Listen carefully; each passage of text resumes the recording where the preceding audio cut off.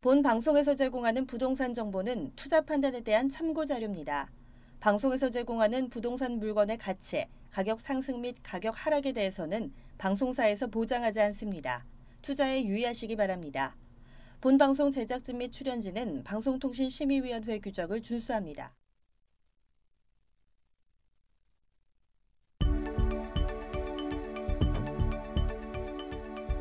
부동산의 모든 고민이 통하는 길 부동산 시그널. 안녕하세요. 저는 진행의 한보람입니다.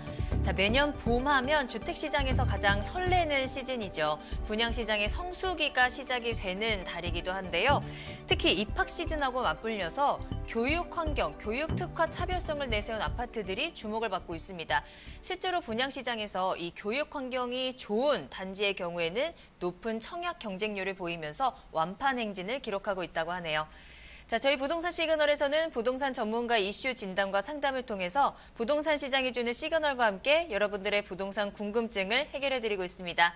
방송을 시청하시다가 궁금하신 사항이 있으시거나 전문가와의 상담을 원하신다면 연락주세요. 02-2128-3802번, 02-2128-3802번입니다. 문자로도 상담 가능합니다. 궁금한 점 남겨주시면 친절하게 도움드리겠습니다.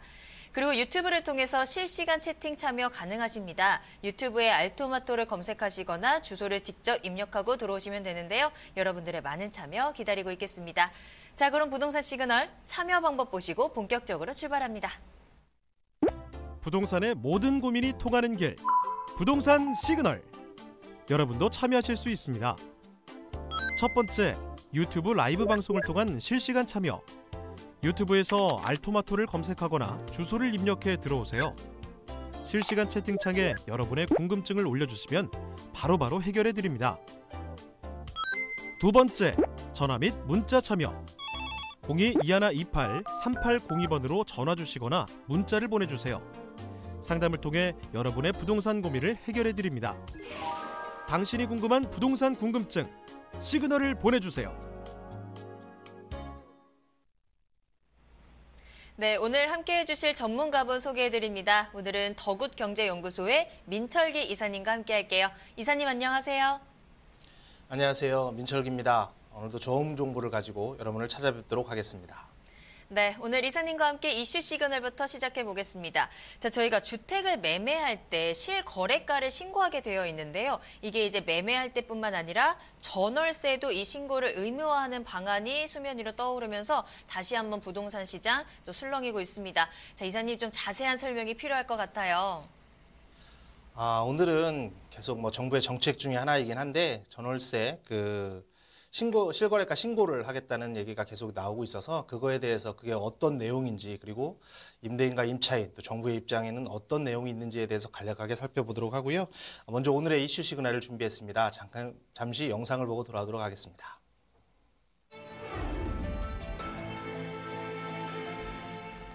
정부가 주택 매매처럼 전월세 거래도 부동산 실거래가 신고를 의무화하는 법안을 추진합니다. 이는 임대차 계약의 투명성을 높임과 동시에 임대인의 월세 소득에 대한 과세를 강화하겠다는 취지인데요. 주택 매매 거래에 대한 실거래가 신고 제도는 지난 2006년 도입돼 양도소득세와 취득세 등 실거래가 기반의 과세 체계를 구축하는 데 성공했지만 임대차 거래에 대해서는 신고 의무가 없어 정부가 모든 전월세 정보를 확인하는 것이 불가능했습니다.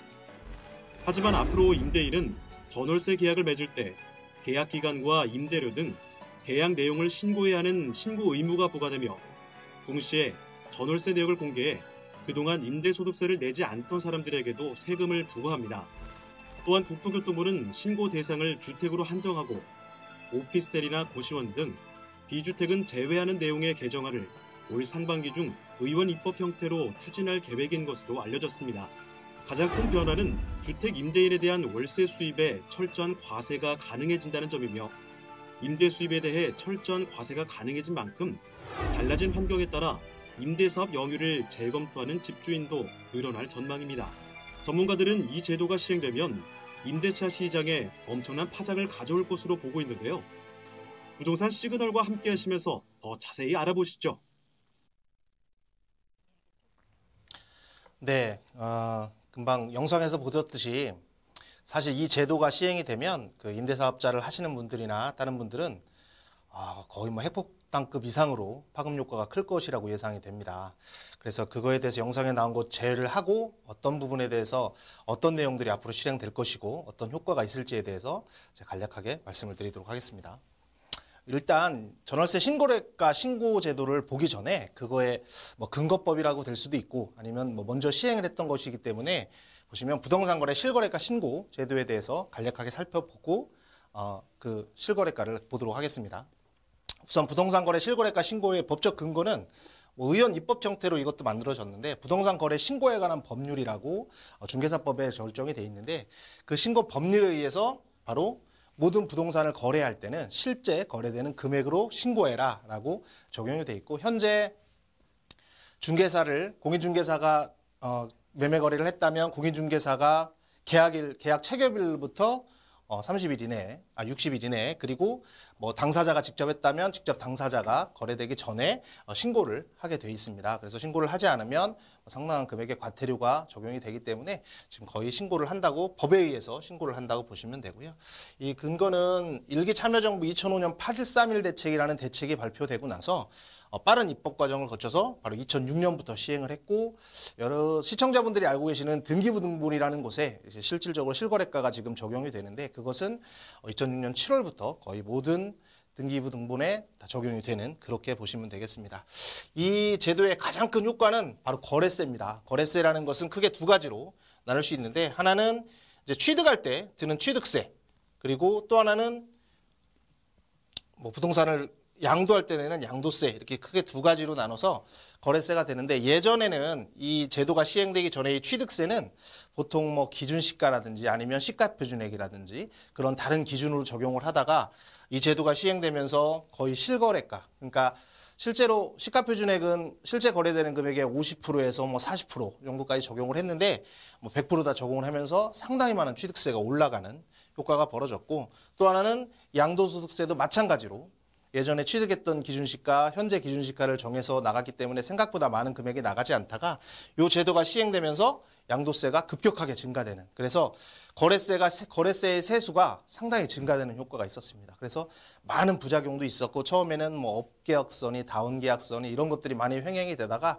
이제 한 10몇 년이 지난 지금에는 그래도 많이 정착이 된 그런 제도라고 볼 수 있고 그 얼마인지 모르는 그래서 실제 거래 가격이 얼마인지 모르는 상황에서 요 실거래가가 적용이 되면서 거래 관계의 투명성이 확보가 된 그런 획기적인 제도라고 보시면 되겠습니다.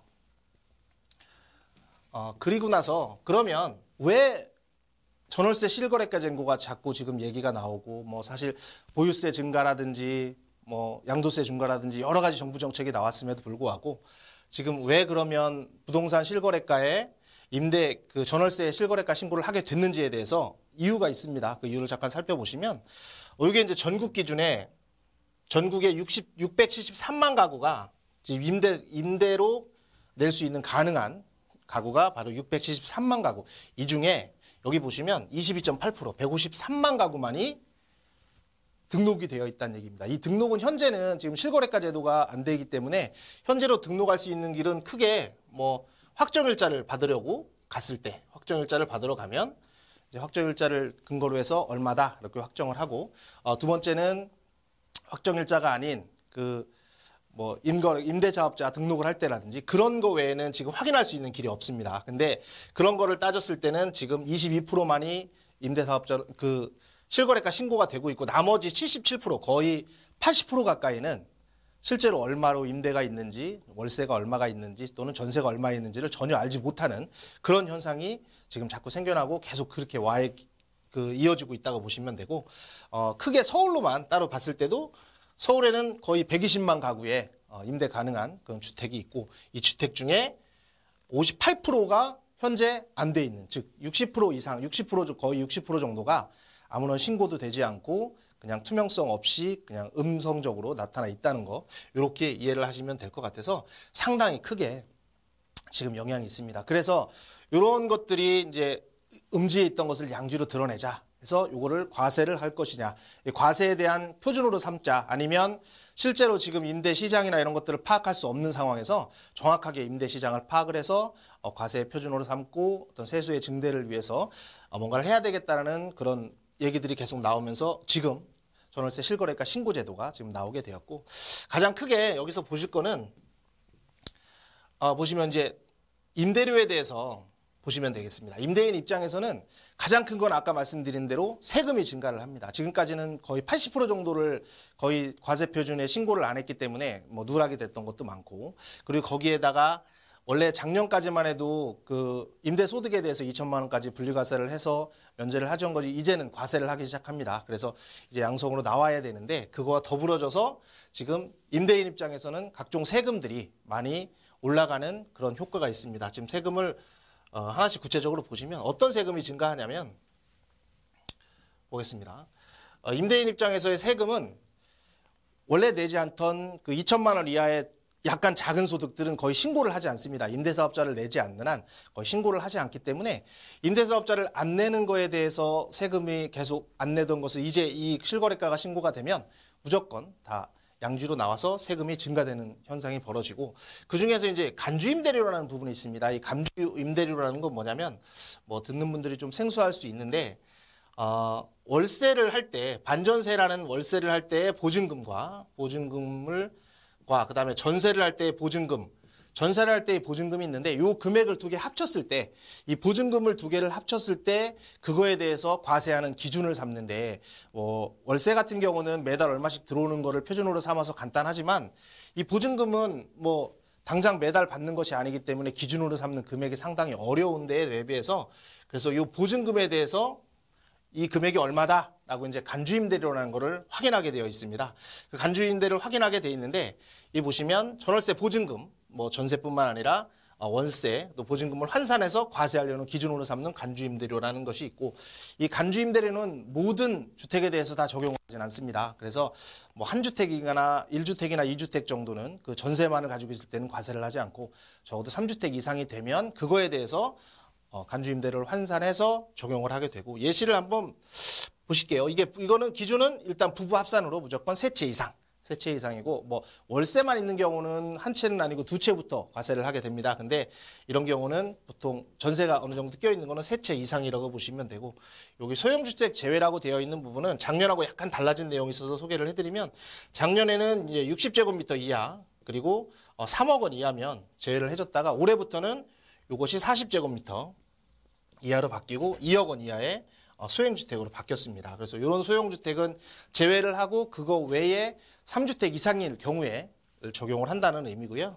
보시면 뭐 다 합해서 뭐 전세를 예를 들어서 내가 3억이라는 전세금을 줬다 했을 때, 보증금이 9억이라고 가산을 했을 때 기본적으로 기본공제를 3억 원을 해줍니다. 그러면 9억에서 3억 빼면 6억 원에 필요경비율 60%를 곱하고, 그러면 그거에 요거는 이제 매년 고시를 하는 이제 고시 이율이고, 요거를 작년에는 1.8%, 올해는 2.1%로 올라서 이렇게 계산을 하시면 9억인 경우에 환산되는 임대 보증금은 소득으로 과세되는 건 756만 원이라는 금액이 과세가 되는 거죠. 그래서 요것이 기준이 돼서 이제 2천만 원 이하까지는 분리과세를 하기 때문에, 분리과세에 적용돼서 이제 임대사업자냐 아니냐 요거에 따라서 과세를 할지 말지 결정을 하는 그런 기준으로 금액을 잡게 돼 있습니다. 그래서 이 간주임대료는 사실 지금까지도 잘 이슈가 되지 않았었고 아무것도 안 돼 있었는데 많이 적용이 됐다고 보시면 되고요.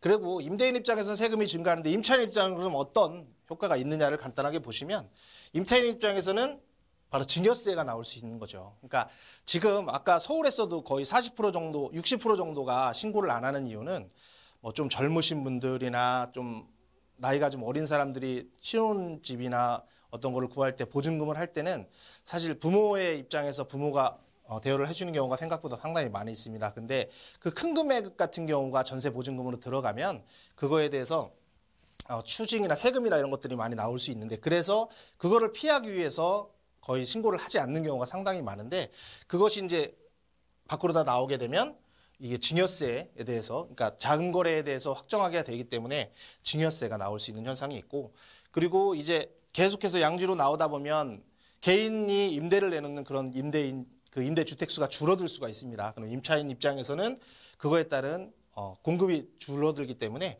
임대료가 상승할 수 있는 그런 상황이 있고요.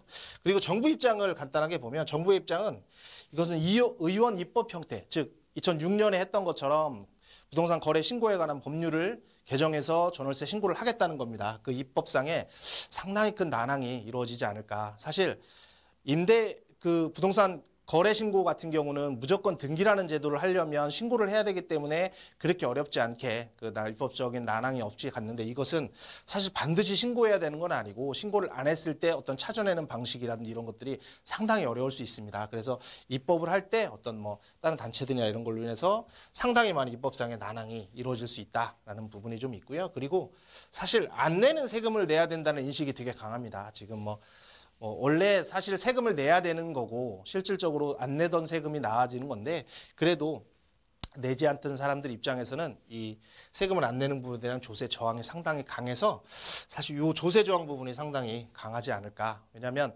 사실 그렇게 크게 큰 빌딩을 가지고 있거나 그런 사람들은 그렇지 않지만 두 채, 세 채를 가지고 있는 사람들이 어떤 전월세 신고를 함으로 인해서 거래 신고가 다 밖으로 나와야 되기 때문에 사실 상당히 많은 문제가 있을 수 있습니다. 그리고 시행 방식에서는 이제 어떻게 할 것인지, 과연 서울 쪽과 조정지역과 투기지역 위주로 할 것인지, 아니면 전부의 모든 주택을 다 할 것인지, 또 오피스텔은 포함을 시킬 것인지, 상가는 포함을 시킬 것인지에 대한 전체적인 부분에 대해서 시행 방식을 좀 결정을 해서 어떻게 하는 게 제일 충격적인 부분이 없이 완화가 될지, 그리고 조세 저항이 없이 이 거래가 실고될지는 현재 정부에서 해야 될 숙제이고, 잘 어우러진다면 음지에서 다 양지로 나와서 과세도 많이 되고, 또 그 과세에 대해서 소득이 다 재분배가 되면 좀 더 좋은 임대주택과 좀 더 좋은 주거 환경을 만들어줄 수 있는 길이 열릴 수 있기 때문에 이 제도는 사실 실제로 거래에 의해서는 필요한 제도라고 생각을 합니다. 그렇지만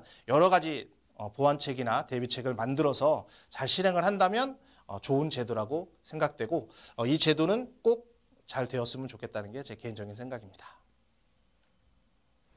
네, 전월세 실거래가 신고에 대해서 말씀드렸습니다. 만약에 이 제도가 시행될 경우에 가장 또 걱정되시는 부분이 세금 부분일 텐데요. 그 부분에 대해서도 좀 꼼꼼하게 짚어드렸습니다. 잘 참고해 보시길 바랄게요. 자, 부동산에 대해서 더 자세한 강의와 상담을 전문가에게 직접 들어볼 수 있는 시간도 마련되어 있습니다. 무료 세미나 소식 전해드릴게요. 자, 매주 평일 오후 2시입니다. 수요일을 제외한 월, 화, 목, 금요일 오후 2시에 세미나 준비되어 있습니다. 부동산 투자 전략 투자처 분석이라는 주제로 여러분들과 이야기를 나눠볼게요. 장소는 9호선 신논현역 1번 출구 앞에 있는 서일빌딩 3층으로 찾아가시면 되겠습니다. 예약이 필수입니다. 아래 나가고 있는 전화번호 02-2128-3802번 꼭 체크해 두시길 바라겠습니다. 네, 세미나 참여하시면 다양한 정보와 함께 또 1대1로 상담도 받아보실 수 있으니까요. 많은 참여 부탁드리겠습니다. 자, 그럼 저는 잠시 후에 상담 시그널로 돌아오겠습니다.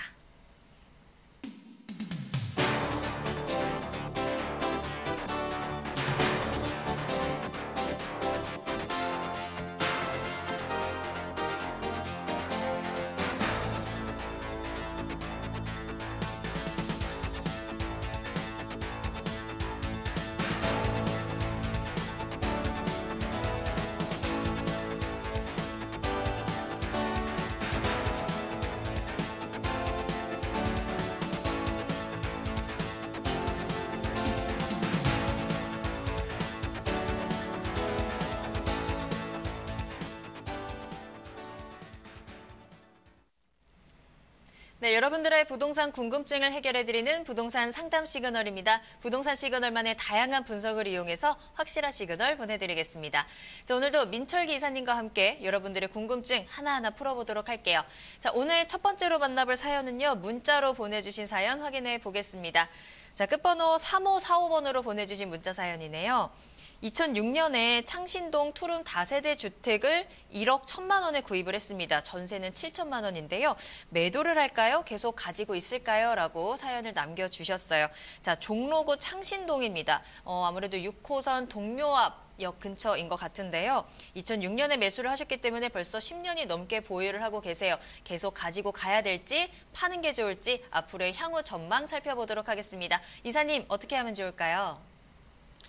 네, 그 문자를 제가 듣는 동안에 지금 지도를 좀 열어놨는데 보시면 창신동에 있는 투룸을 구입했다고 하셨습니다. 여기 창신동은 바로 이쪽이 창신동입니다. 여기 오른쪽에는 동묘역이라고 6호선, 그리고 1호선, 4호선인 동대문역이 밑에 있고요. 그리고 이쪽에는 창신동에서 이쪽이 바로 창신동, 오른쪽이 바로 숭이동 이렇게 숭이 창신지구라고 불리는 그런 재정비 촉진지구였었고요. 이곳은 뭐 좀 사실 드릴 말씀이 좀 많아요. 이곳은 어떤 얘기가 있냐면 사실 뉴타운이라고 이제 예전 정부 서울시에서 뉴타운을 상당히 많이 했습니다. 거의 25개 정도의 뉴타운을 했는데 1기 뉴타운을 바로 3개, 왕십리와 기름 뉴타운과 그리고 미아 뉴타운에서 3개를 했고 2기 뉴타운도 한 13개 정도, 3기 뉴타운을 11개 정도 해서 요 정도의 한 26, 7개 정도의 뉴타운을 실행을 했는데 바로 창시는 3기 뉴타운에 해당되는 곳이었습니다. 보시면 여기가 이제 창신지구인데 투룸이고 2006년도라고 하시면 3기 뉴타운은 2007년에 발표를 했습니다. 2007년에 3기 뉴타운을 발표했고 바로 여기와 창신과 숭이를 묶어서 하나의 뉴타운으로 지정을 했고요.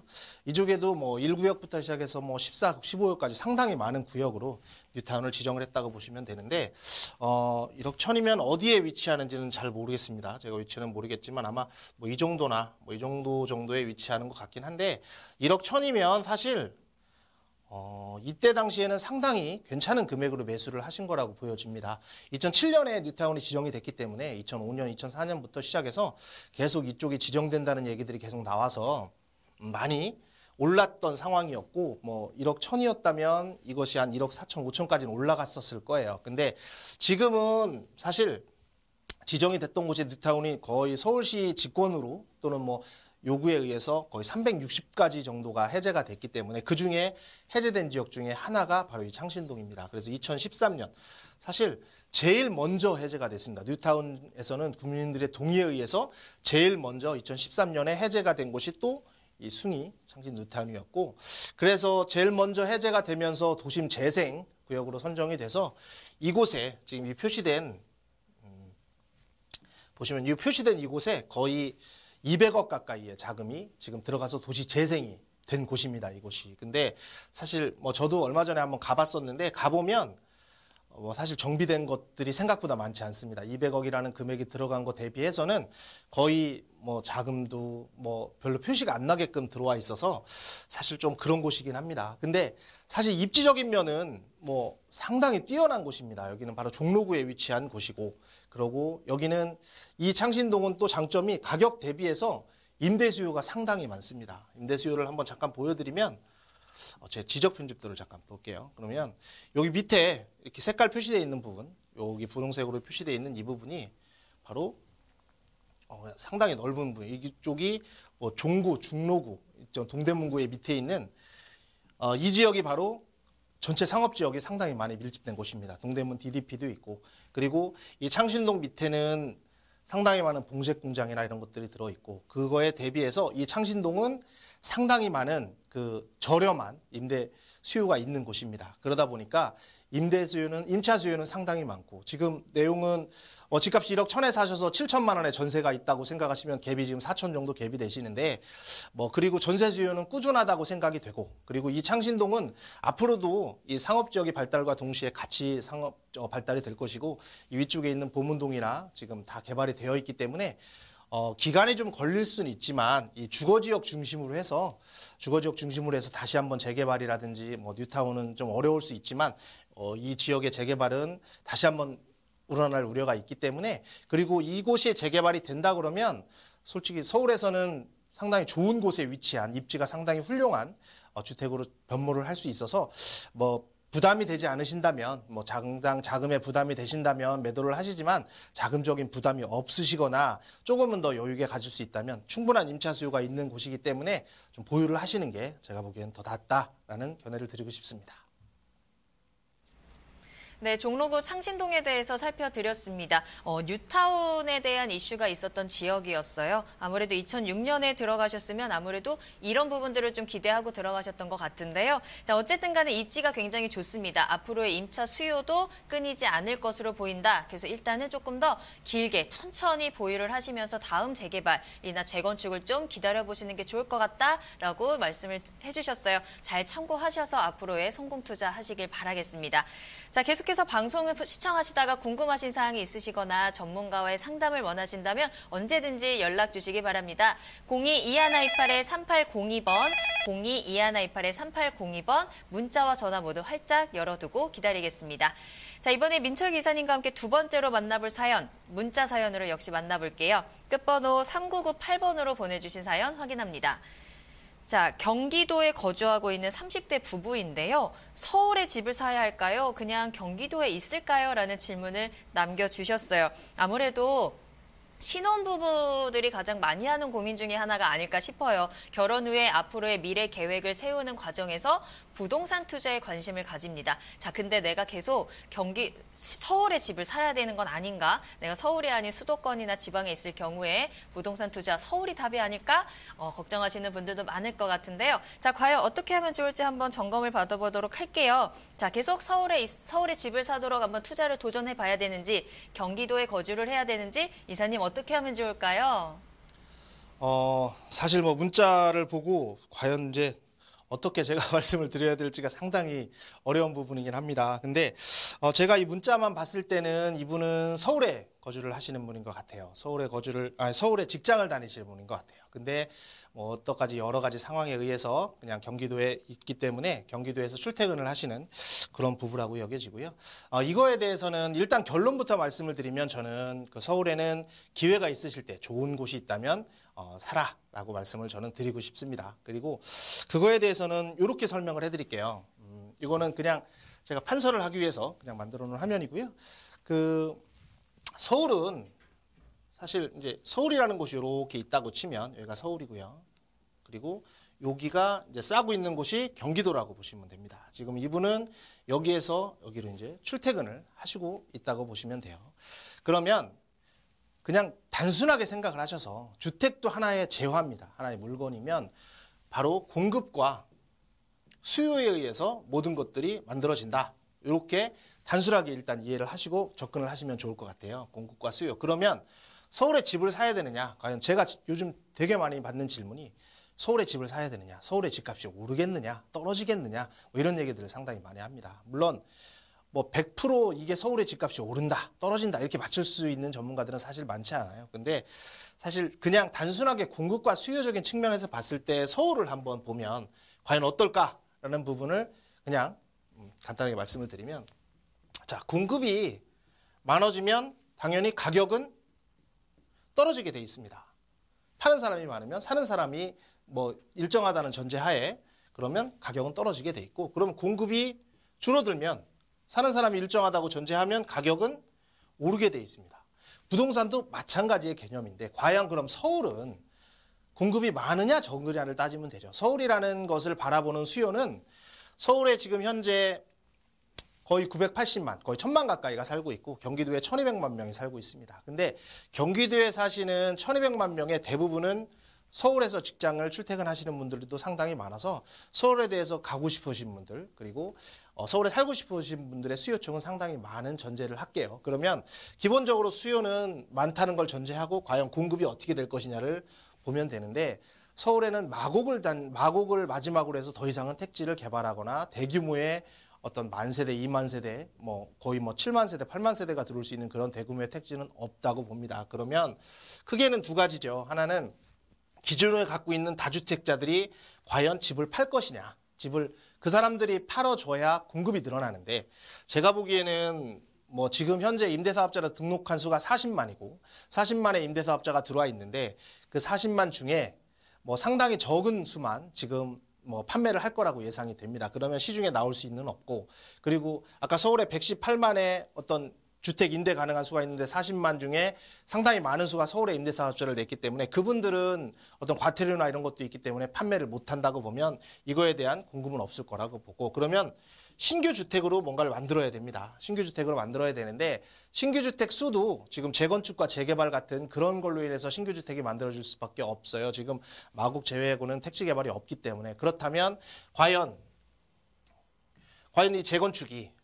이 재건축이 제대로 될 것이냐, 많을 것이냐, 또는 재개발로 인해서 공급이 많이 늘어날 것이냐면 간단하게 보면 되는데 사실 재건축은 지금 뭐 초과이익 환수제도 그렇고 상당히 여러 가지 세금적인 문제, 여러 가지 문제 때문에 지금 공급이 상당히 원활하지 않고 있고 추진이 잘 안 되고 있습니다. 그리고 그래서 사실 재개발 쪽에 요즘에는 이번 정부 들어와서는 재개발 쪽에 가격이 많이 몰리고 관심이 많이 몰리면서 재개발의 가격이 많이 급등하게 된 상황이 벌어졌던 건데 사실 재개발을 내용을 구체적으로 보면 뭐 1000세대가 있던 것을 1500세대로 늘린다 해서 500세대가 늘어날 것 같은 착시적인 현상이 있긴 하지만 실제로 이 재개발 안에 있는 것들은 재건축과 달라서 아파트 위주가 아니고 뭐 단독이나 다가구나 또 빌라들 위주이기 때문에 거기 안에 살아있는 뭐 조합원 수나 이런 분들은 훨씬 더 적어서 일반 분양이 늘어날 수 있지만 이곳에 사는 다른 세입자들이나 뭐 이런 분들의 단체적으로 가구를 비교해 보면 오히려 더 적어지는 현상이 벌어집니다. 그러다 보면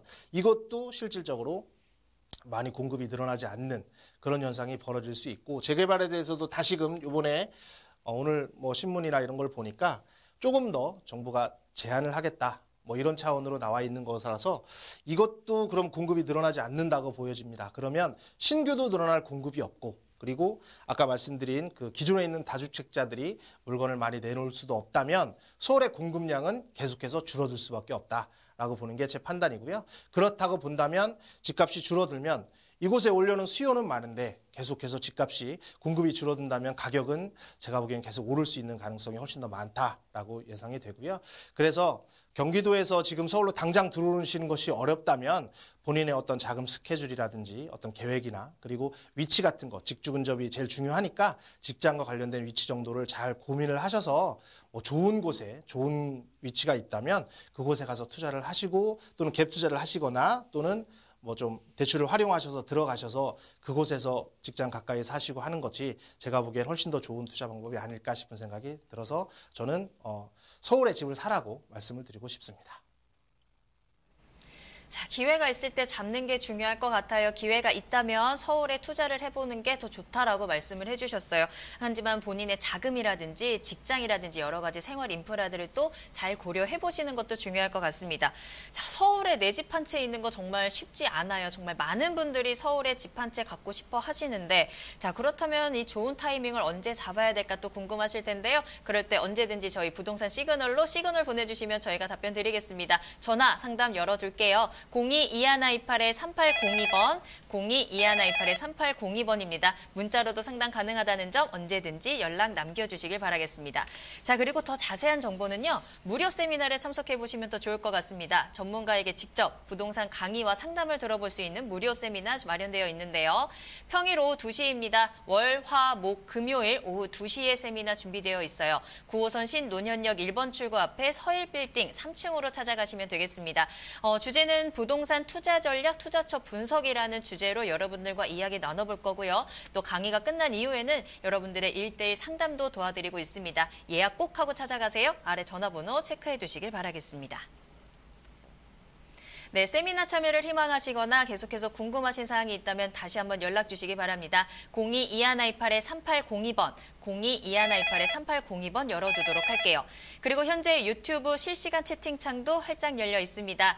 유튜브에 알토마토를 검색하시거나 주소를 직접 입력하고 들어오시면 되는데요. 여러분들의 많은 참여 기다리고 있겠습니다. 자, 그럼 저는 잠시 후에 투자 정보 가지고 돌아오겠습니다.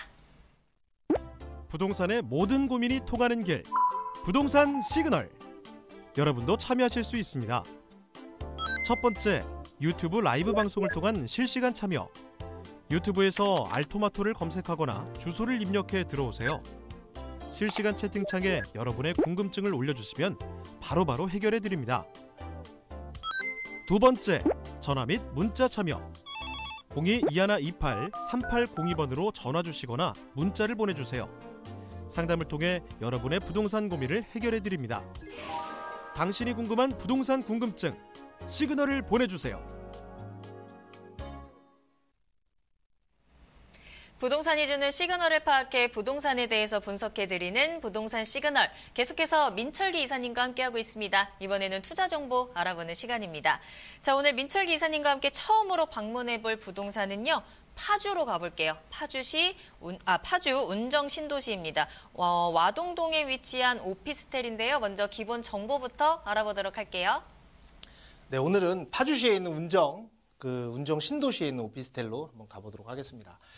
아까 말씀드린 대로 2기 신도시 중에 하나인 3기 신도시죠. 3기 신도시인 하나인 2기 신도시입니다. 죄송합니다. 2기 신도시의 운정 신도시로 가보고요. 경의선 운정역에서 바로 앞에 있는 2분 거리에 있는 그런 오피스텔이라고 보시면 되고, 전용 면적은 24.41, 평수로 따지면 7.09평 정도가 되고요. 실사용 면적은 43.7, 상당히 차이가 많이 납니다. 거의 13평 가까이 되는데, 이것은 위에 복층을 양쪽으로 이따 말씀드리겠지만 복층을 2개로 열어서 상당히 크게 실사용 면적은 넓혔다라고 보시면 되고, 총 440세대의 대단지 오피스텔이고요. 이 중에 20층에 있는 것 중에 이 물건은 10층에 있는 곳입니다.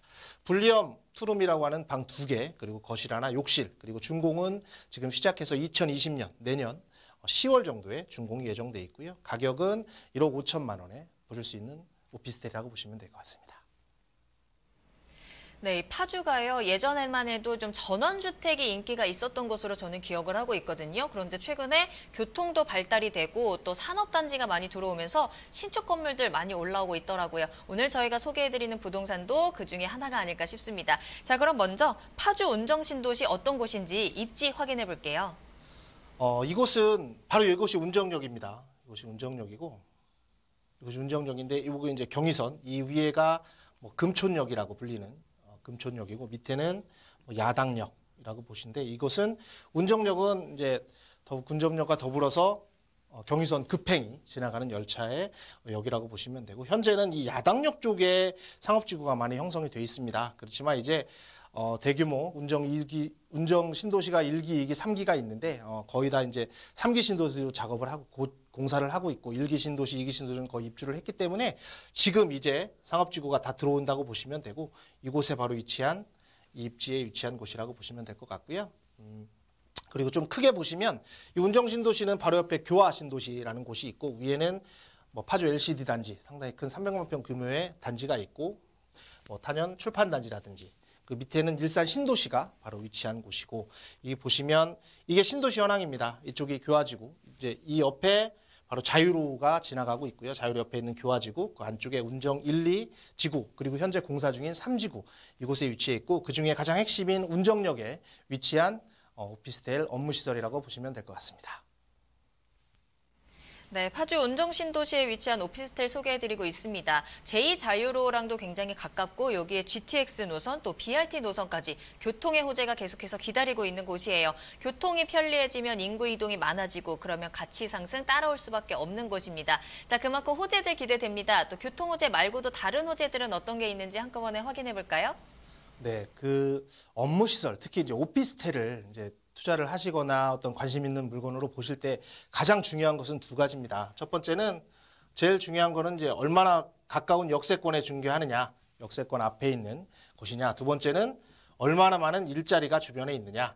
이 2가지를 보시는 게 오피스텔을 보실 때 선정 기준이라고 보시면 되는데, 이 내용을 보시면 운정신도시에 보시면 운정신도시가 지금 이쪽에 자리 잡고 있고, 오른쪽에는 상당히 많은 공장들이 상당히 많이 밀집되어 있습니다. 그리고 왼쪽에는 뭐 문발, 신촌, 그리고 파주 출판단지 같은 대규모 산업단지와 출판단지가 지금 다 들어와서 지금 영업을 하고 있고요. 그리고 위에 보면 LCD 단지, 원롱 산업단지, 축협 산업단지, 탄현 산업단지 등 각종의 산업단지들이 바로 위에 이 경의선 라인을 타고 나서 계속해서 펼쳐져 있고, 그리고 차를 타고도 다 이동할 수 있는 곳입니다. 이곳에 일자리만 바로 21만 개가 일자리가 있기 때문에 서울 어디를 가든 어느 곳에 있는 일자리보다 훨씬 더 많은 산업단지가 조성이 돼서 일자리 천국이 있다라고 보시면 되고요. 그리고 두 번째는 이게 바로 운정역이라고 보시면 되는데, 운정역에 BRT 버스 노선이 바로 정리되어 있고, 지금도 계속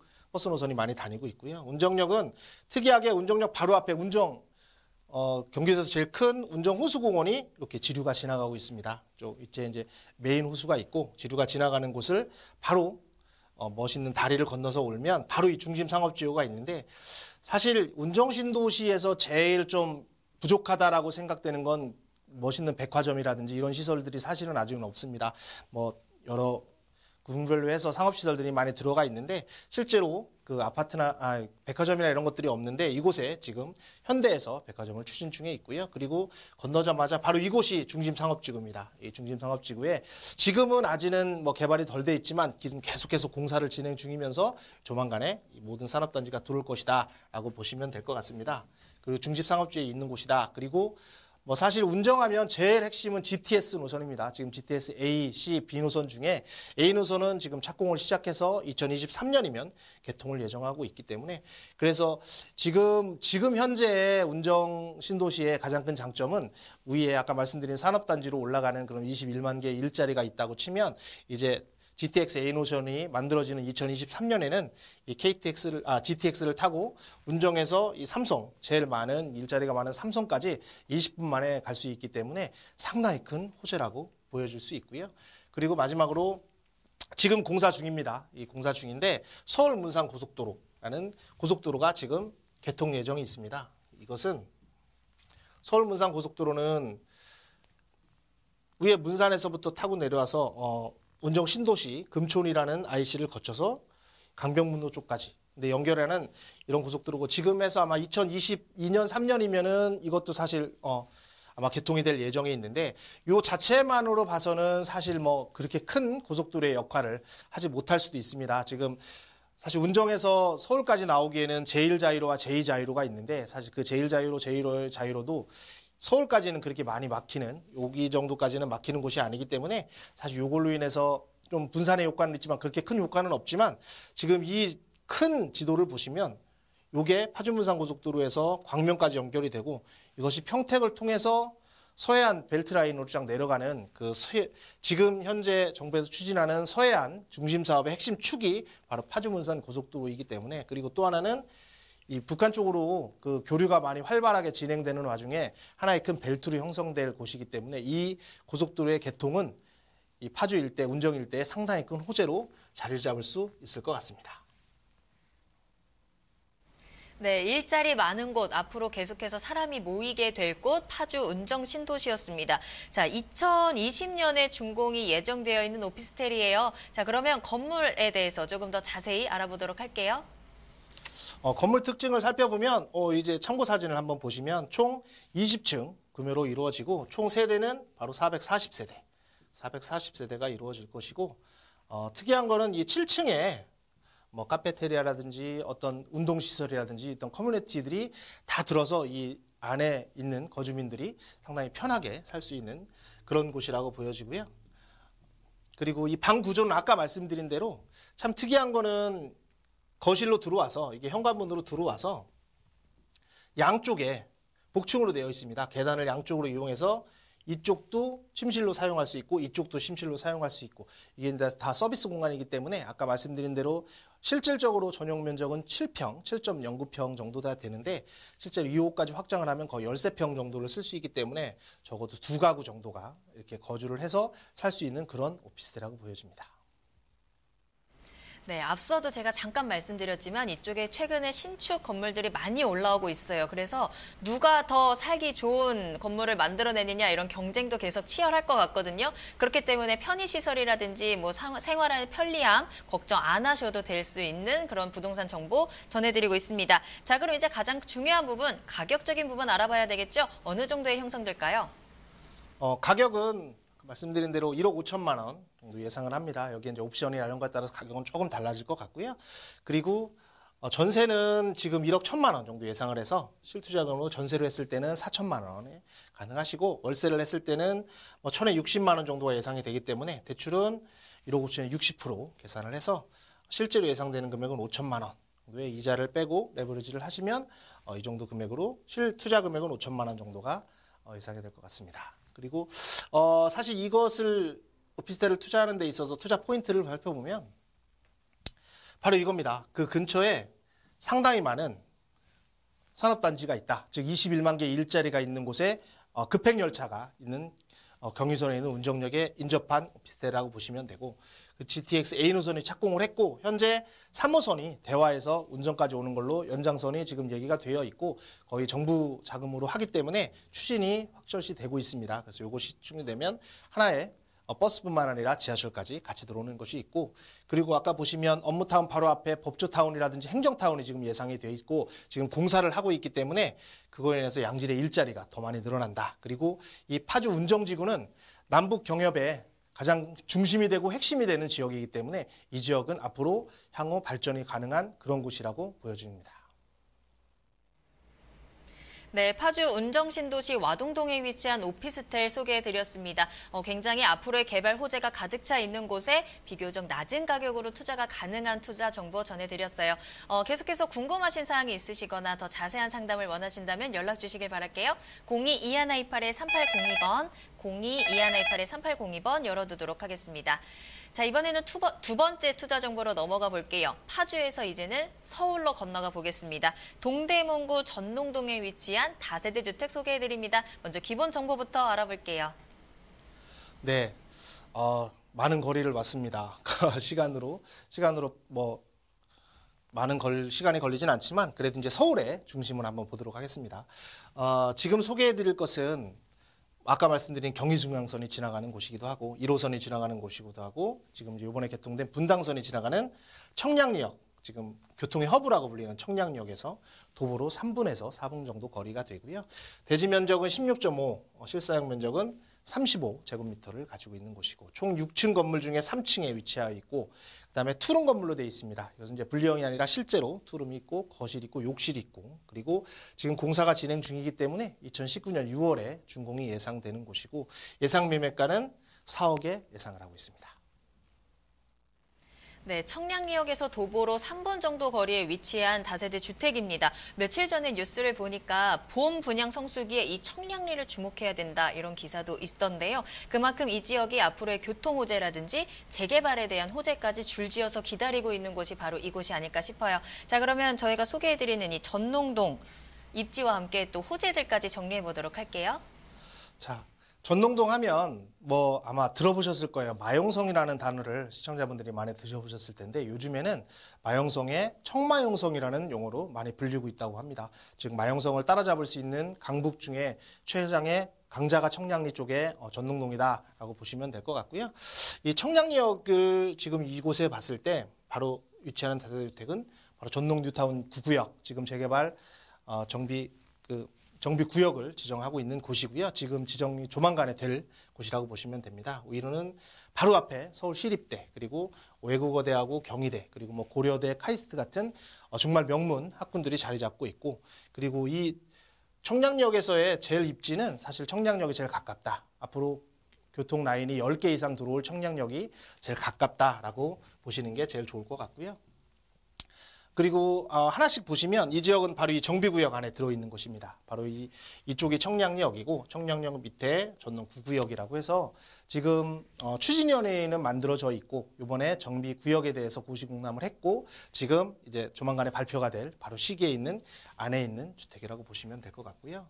그리고 사실 전농동은 그 청량리역은 지금은 예전에는 뭐 군인 장병들이라든지 아니면 뭐 남성분들에게 많이 알려진 별로 안 좋은 그런 이미지가 상당히 강했었는데 지금은 많이 변모를 되고 있습니다. 그중에 핵심이 바로 분당선이 연장되고 있다는 거. 분당선이 작년 12월부터 연장이 돼서 이제 강남 접근성이 좋아졌다는 거 하고 그리고 GTX라고 불리는 아까 이제 제가 운정역에서 간단히 말씀을 드려서 A 노선은 그쪽으로 지나가지만 GTX B와 C 노선에 더블이 지나가는 곳에 위치한 청량리라고 보시면 될 것 같고 이 교통의 호재는 향후에 집값을 결정하고 하는데 상당히 큰 호재로 작용을 할 것입니다. 그리고 또 하나는 사실 전농동 하면 예전에 시장과 그리고 뭐 좀 안 좋은 그런 성매매촌이나 이런 것들이 있어서 그렇게 많이 안 좋았다가 지금은 그곳이 지금 보이는 청량리 4구역인 L 롯데에서 아마 3월 정도에 분양을 할 것 같은데 일반 분양을 앞두고 있는 이렇게 바뀝니다. 이게 롯데건설에서 추진하는 거고 오늘 3월에 분양이 예정이 되어 있기 때문에 이것이 아마 분양가가 지금 2,600만 원에서 3,000만 원대로 지금 조율을 하고 있다고 하는데 일반 분양을 얼마로 할지에 따라서 이 지역이 어떻게 바뀔지가 많이 바뀔 수 있는 그런 곳이라고 보여지고요. 그 바로 앞에는 바로 동부 청과시장에 지금 또 공사를 하고 있습니다. 이것은 아까 그 L 롯데는 65층짜리 건물로 지어지는데 이것은 59층짜리를 바로 4개 동이 지어져서 바로 옆에 붙어 있기 때문에 그거 합쳐져서 거의 한 10개 동이 65층, 60층 이상의 고층 건물들이 10개 이상이 올라가는 곳에 있는 곳이라고 보여지면 되고, 이것도 조만간에 지금 일반 분양을 앞두고 있기 때문에 상당히 이곳은 뭐 많이 변모할 거다. 청량리는 천지가 개벽할 정도로 많이 바뀔 거다라는 개발 호재들이 줄줄이 자리 잡고 있고 지금 다 진행 중에 있다는 걸 기억해 주셨으면 좋겠습니다. 네, 동대문구 전농동에 위치한 다세대 주택입니다. 올해 여름에 만나보실 수 있거든요. 자, 그럼 건물 어떻게 지어지고 있는지 가격 그리고 투자 포인트까지 빠르게 확인해 보도록 할게요. 건물은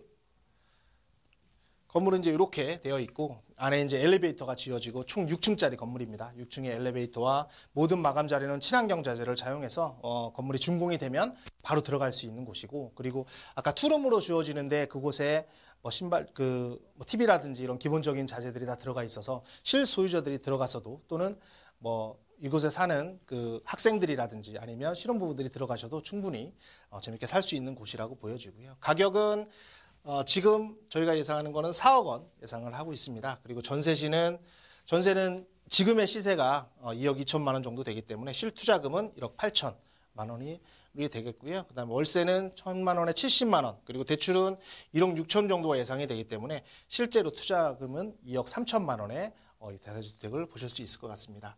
그리고 투자 포인트를 한번 보시면 이곳은 바로 뭐 사실 청량리에서 제일 호재가 되는 것은 교통이라고 말씀을 드렸고, 교통에서 제일 핵심적인 내용이 들어오는 GTX B와 C가 앞으로 향후 한 6년, 7년 정도 후에 들어온다고 보면 이제 지금에 있는 새 아파트라든지 기존에 몇 년 된 아파트는 그때 가면은 뭐 10년 이상이 넘는 아파트가 될 수 있습니다. 근데 이곳은 뉴타운 개발 예정 지역이고 이제 추진이 만들어지고 조합 만들어지고 진행이 되어지는 과정이기 때문에 앞으로 이 지역에 개발 예정 지역에 있는 것들은 상당히 큰 호재가 돼서 그 교통이 개통되는 시점에는 아파트로 변할 수 있다라는 것으로서 투자 포인트가 있다고 보여지고요. 그리고 이 지역뿐만 아니라 이 지역이 나중에 개발이 돼서 재개발이 돼서 아파트가 지어질 때쯤 되면 인근 지역이 뭐 롯데라든지 아까 동부 청과시장이라든지 그런 주변의 복합 개발, 그리고 홍릉 개발이라든지 여러 가지 복합 개발이 다 완료되는 시점에 이 다세주택이 만들어지고 그리고 재개발이 이루어진다고 보면 상당히 크게 변모될 수 있는 거다라고 보시면 되고, 아까 말씀드린 대로 강남 접근성이 제일 큰 문제였던 청량리가 이제는 분당선이 개통이 되면서 강남 접근성이 한 20분대로 강남까지 진입할 수 있다라는 큰 장점이 있어서 이곳에 투자를 고려해 보신다면 좋은 정보가 되실 수 있을 것 같습니다. 네, 동대문구 전농동에 위치한 다세대 주택까지 소개해드렸습니다. 투자 정보에 대해서 더 궁금하신 사항이 있으시거나 전문가에게 더 자세한 강의 그리고 상담을 받고 싶으시다면 무료 세미나 참석해보시길 바라겠습니다. 평일에 매일 오후 2시에 마련되어 있어요. 월, 화, 목, 금요일 오후 2시이고요. 부동산 투자 전략, 투자처 분석이라는 주제로 세미나 진행이 됩니다. 장소 신논현역 1번 출구 체크해 두시고요. 예약 필수라는 점, 전화번호도 꼭 기억해 두시길 바라겠습니다. 네, 오늘도 1시간 동안 함께 달려와 주신 민철기 이사님은 여기서 보내드리도록 하겠습니다. 이사님 오늘 감사합니다. 감사합니다. 네, 부동산 시그널 오늘 저희가 준비한 내용은 여기까지입니다. 방송이 끝난 이후에도 상담 접수 계속됩니다. 여러분들의 부동산 궁금증 보내주시길 바랄게요. 02-2128-3802번, 02-2128-3802번 문자도 활짝 열어두겠습니다. 또 저희 프로그램은 www.altomato.com에서 무료로 다시 보기 이용 가능하십니다. 또 시청자 게시판에 여러분들의 다양한 의견도 남겨주시길 바랄게요. 그리고 유튜브로 실시간 채팅 참여 가능하시다는 점도 기억해 두시길 바랍니다. 유튜브에 알토마토를 검색하시거나 주소를 직접 입력하고 들어오시면 되는데요. 많은 참여 기다리고 있겠습니다. 자, 그럼 저는 내일 이 시간에 더욱 알찬 정보 가지고 돌아오겠습니다. 시청해주신 여러분 고맙습니다.